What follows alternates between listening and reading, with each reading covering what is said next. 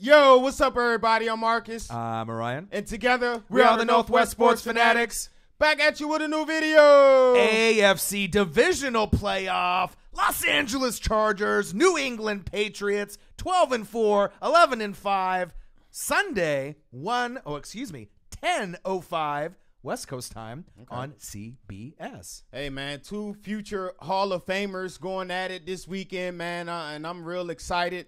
The Chargers, Los Angeles Chargers, I don't care how. I still can never get comfortable saying that. San Diego. They actually had a pretty good season this year, and they're going up against the number 2 seed, the New England Patriots. Right. Check out the new logo. Yee. Up there, up here. One of these, that way. There we go, that way. Yeah. But make sure you subscribe to our channel. Hit the thumbs up for your boy. And let's get into this Chargers at Patriots preview and prediction video. Let's start it off, obviously, maybe going all the way back to 2007. Okay. The Patriots and the Chargers played. Pats won 21-12. It's been a story of two different teams and two different quarterbacks. Phillip Rivers, 5-5 playoff record. Right. Tom Brady, 27-10. Hey, big difference. 5-5 playoff record, 1-4 in the divisional round. Wow. Right, yeah. It's pretty Come crazy. on, Phillip. It's Phillip's time. I mean, if any time that he was going to be able to raise his game and actually beat a team that hasn't looked like themselves normally, this would be the year. League ranks, let's go over that really quickly just to kind of give you a timetable breakdown. Offense for the Chargers, 11th on offense, 9th in D, so very well-rounded, 10th in passing, 15th in rushing, 26.8 points per game. Third down conversion is a little bit lower than I would like, and we always look at that stat. 39%, points allowed, 20.6. Wow, man. Like the Chargers, they 8-0 on the road. I do want to think that they would have had a better rushing attack, but Melvin Gordon, he's definitely not 100%. He hasn't been 100% for a while. He only ended up with 800 yards. I say only. That's still not too bad. And 10 TDs. So I do believe he's going to play, but how effective is he really going to be? Right. And Rivers' game has obviously shown when they don't have the balanced offense. Right. They've been struggling a little bit more than you would expect. 12-4 record, so they obviously got a good record even though they didn't win the division. 269.3 passing yards per game for Phillip Rivers for the future Hall of Famer. Nice stat line. 32 TDs, 12 picks with a 105.5 passer rating. Hey, man, he's been money this year, but his last 5 games, man, I think that got something to do with the Melvin Gordon injury. Absolutely. He's thrown for over 1,000 yards.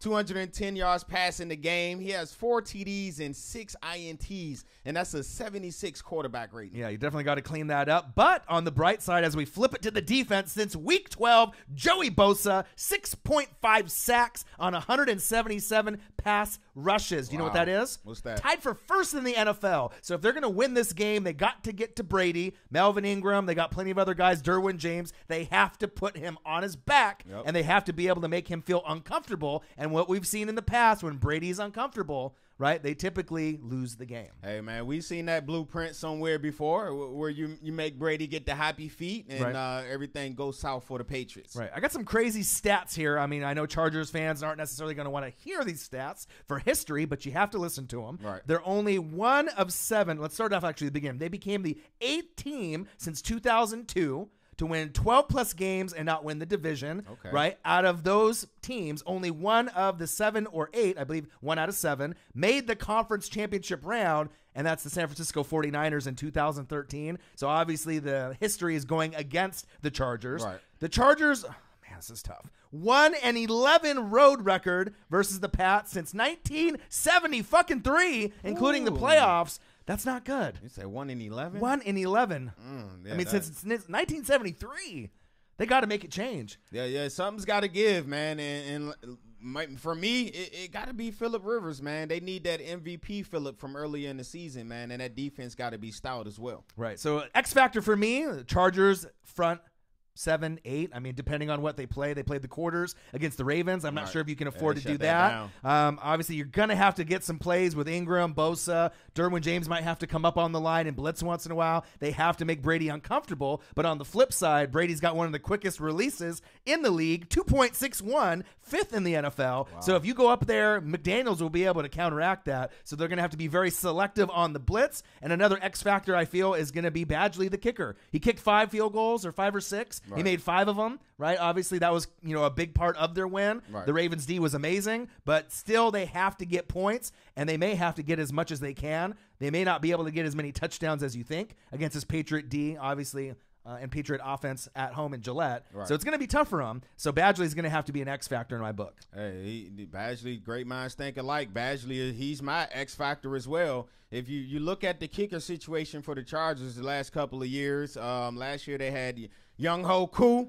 Mm-hmm. They had Nick Novak, Travis Kuhn. Wow, they went through a lot. Nick Rose. Oof. Right? Yeah. Combined last year, they all went 10 for 30 field goals. Not good. Missed 5 PATs. Not good. Right? I believe Mike Badgley, no, I don't believe. I know this year he's 15 of 16 on field goals and 27 of 28. So they got confidence in the young fella that if it came down to that kick, he's the money guy. And I hope for Anthony Lynn's sake, if they get to a point where it's 4th down and they're close, like 4th and 1, 4th and 2, they don't go for it in the first 3 quarters. Right. Take the 3, you know what I mean? Let the game play out, because if they end up going for those type of plays, that might be your destiny, and you might end up with an L at the end of the day. Take the points, get the confidence, play defense, and then go on to the next drive. All right, what about the Patriots? The Pats? Oh man, the Patriots. Let's go to the league ranks, and let's go with Brady's record. 11-5 this season, 272.2 passing yards per game, 29 TDs, 11 picks, a 97.7 passer rating, the lowest that I've seen in quite some time. He hasn't looked himself. No. Gronk looks old as hell. He looks like he's 50 years old running up and down the field. But even with that being said, he is still dangerous enough. If he gets out there and can run, he might be able to get a red zone opportunity. You never know. Fork City for Gronk. It might be. But if they're in the red zone and they throw it up to him,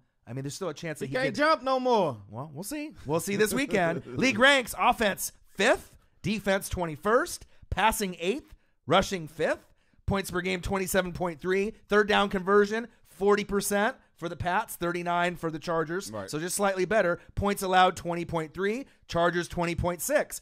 Points per game for the Chargers 26.8, points per game for the Pats 27.3. So this might be the most as far as as far as matchups are concerned, evenly matched matchup, maybe all weekend.